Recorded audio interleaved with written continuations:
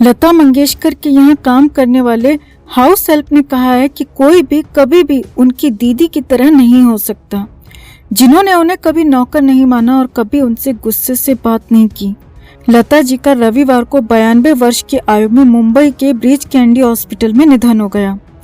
गायिका के house help में से एक सुमन साल्वे ने कहा कि जब 5 महीने पहले मुझे दिल का दौरा पड़ा था तो लता दीदी ने खुद डॉक्टरों को फोन किया और ये सुनिश्चित किया कि उन्हें अच्छा उपचार मिले।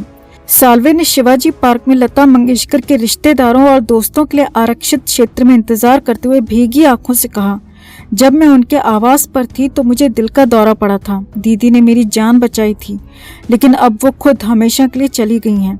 उन्होंने कहा कि वो पिछले 3 दशकों से लता दीदी के आवास पर काम कर रही थीं। महाराष्ट्र के अहमदनगर जिले की रहने वाली साल्वे ने कहा, मैं इंदिरा गांधी के वक्त से उनके घर पर काम करती रही हूँ, जब दीदी की माई वहाँ थी। साल्वे ने कहा कि उन्होंने दिग्गज गायिका को आखिरी बार उनके घर पर 1 महीने पहले देखा था, जब वो इलाज के बाद वहाँ गई थी। उन्होंने कहा, दीदी कभी हमारे साथ नौकर जैसा बर्ताव नहीं करती थी, वो प्यार से मुझे मौसी बाई बुलाती थी। उन्होंने कभी भी हमसे गुस्से में बात नहीं की।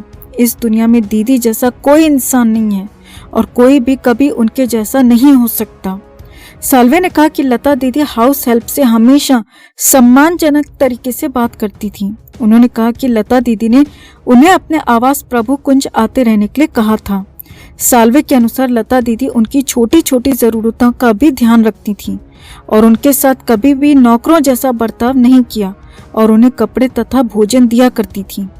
एक अन्य घरेलू सहायिका पुष्पा नबार ने कहा, दीदी जैसा कोई नहीं। उन्होंने कहा कि वो पिछले 2 दशकों से लता दीदी के घर पर काम करती रही हैं और महामारी के कारण लंबी छुट्टी पर जाने से पहले वो ही उनकी देखभाल करती थी।